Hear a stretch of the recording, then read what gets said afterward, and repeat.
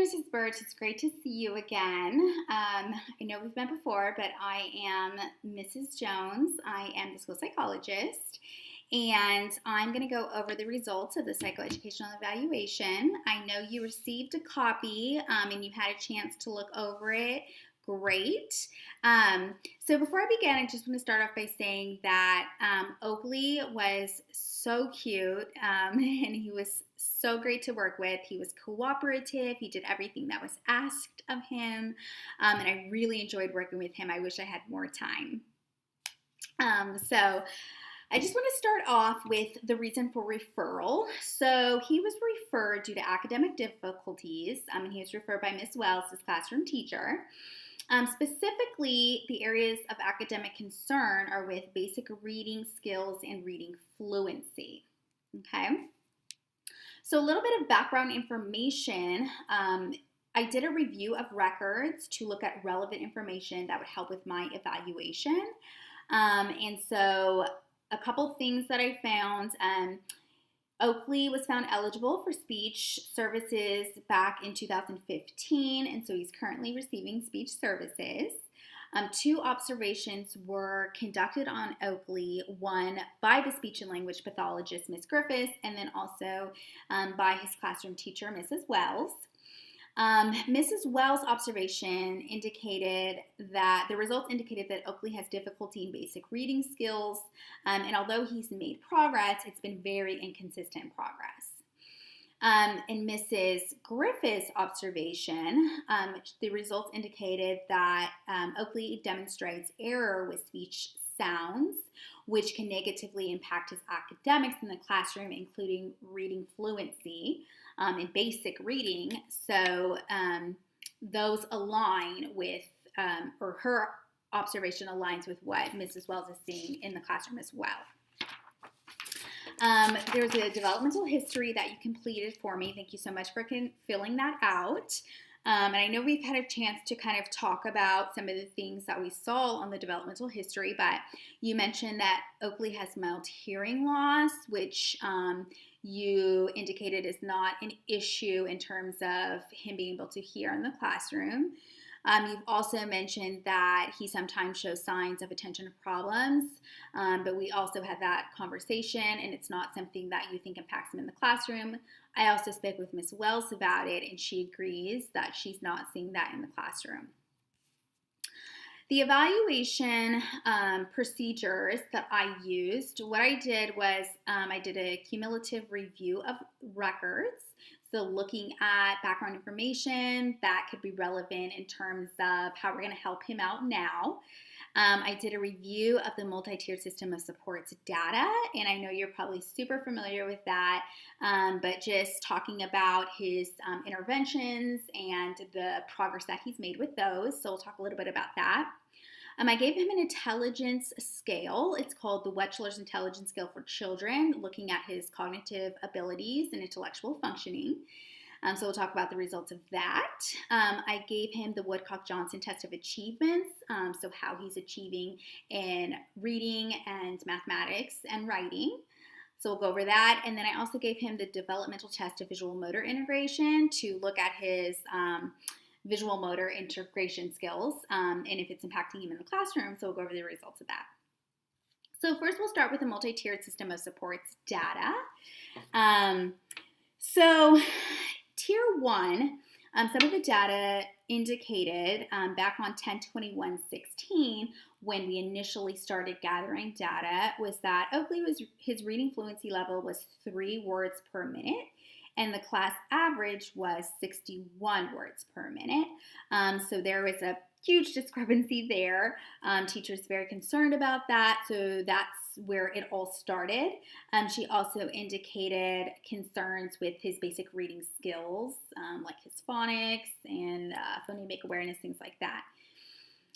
So we moved him to tier 3 back on 11/9/16. And we had an intervention team request a meeting, which concluded that his progress he was making was questionable. So again, I know I talked about how he's been kind of inconsistent with how he's doing. So when he was moved to tier 2 and got more individualized instruction or more small group instruction, he still was not making the progress that was expected. So the team decided to move to tier 3. And so tier 3, as you know, is just much more individualized instruction and interventions. Some of the interventions that Ms. Wells was doing was decodable readers, the Dibbles program, small group instruction, sight words, and fluency practice. So she was doing a lot of one-on-one or really very small group, 3 or less, instruction and interventions with him. The results from tier 3 indicated that he was making progress. However, it was not the progress that was expected with all the interventions that he was getting. So that's when I came into the picture, and he was referred for evaluation. So I did an evaluation, like I said. I gave him a couple different assessments, but when he came in, his behavior during the evaluation that was on 5/3/17, he was great. He was very cooperative, and he appeared at ease. He appeared very comfortable, and he was concentrating.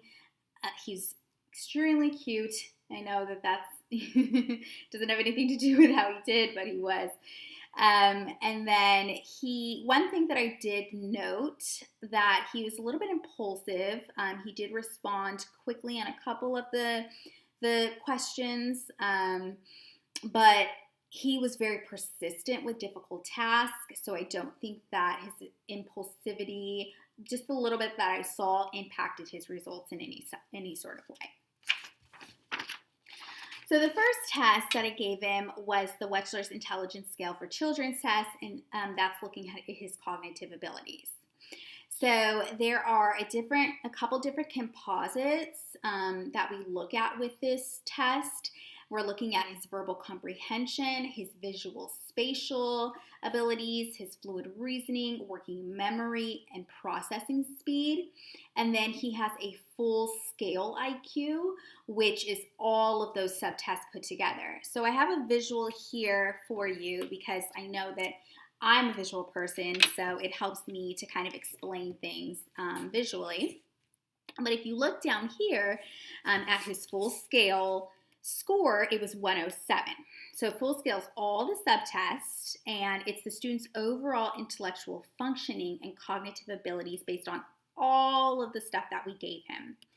So this score of 107, if you look at this bell curve, it falls right here, and that means it's in the average range. So that means it's at the 68th percentile. So he did better than, is good as, or better than 68% of students at his age and grade level. So it's average. His cognitive abilities and intellectual functioning is average. If you look at the rest of his scores for the different composites, they fall within the average to high average range. One I wanted to point out was his visual spatial index. He received a score of 114, which is in that high average range. So what that means is if we look at the visual spatial composite, that's the student's ability to analyze and organize visual information into meaningful patterns, understanding how these patterns change and rotate and move. So in terms of the classroom, because I like to relate everything back to the classroom, some of his strengths, because remember, this was a high average, this is a huge strength for him with that high average score. He is really good at analyzing and processing pictures of visual representations, assessing mental visual images and understanding their orientation in a particular space, estimating or comparing visual lengths or distances, So we'll talk about that in a minute with his math scores. Reading charts, maps, and other visual materials, copying information. Those are all strengths for Oakley there. I wanted to point out also his lowest score, which is a 91, still falls within that average range. So I would not say it's a challenge for him. But in terms of the rest of his scores, it's the one that is, I guess, the most challenging, and that's with working memory. So if you look here at the working memory composite, what that measures is Oakley's ability to maintain and manipulate visual and verbal information in the mind. So it's his capacity to keep information active in his mind and then resequence that information. So in terms of the classroom, what that looks like, and I wouldn't say he struggles with this, but this, and for you, Mrs. Wells, his classroom teacher, these are things that maybe he could potentially struggle with. Following instructions, task with simultaneous processing, memory, acquisition of complex knowledge, recalling information that has just been seen or heard. So things like that, but that's average score of a 91, it's not going to be a huge concern in the classroom, okay? Are there any questions about his cognitive abilities? Overall, what it means, these scores mean, is that he's average in his cognitive functioning. There are no low areas for him. They're average to high average. All right. I want to move on here. I also gave him an academic assessment, and that is called the Woodcock-Johnson Test of Achievements. And so what that looks at is his reading, mathematics, and writing, but I particularly looked at spelling for him, which is, a form of writing. So if you look at these scores right here, first I'm going to start with the reading clusters because that was the area of concern.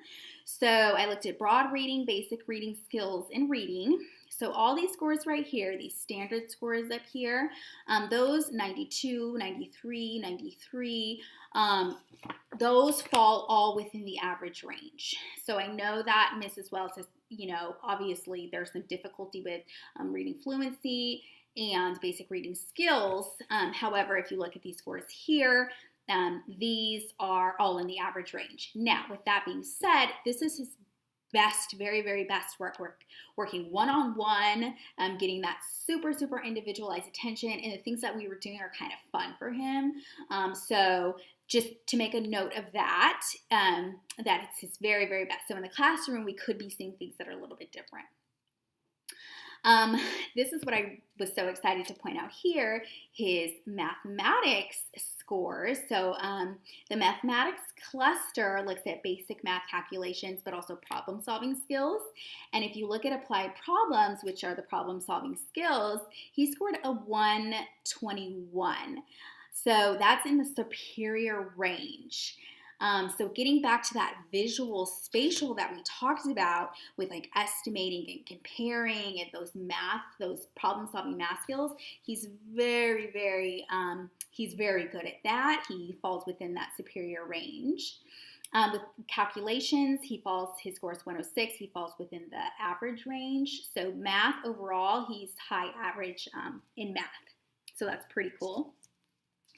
Lastly, I gave him the spelling class or spelling test, and I looked at that.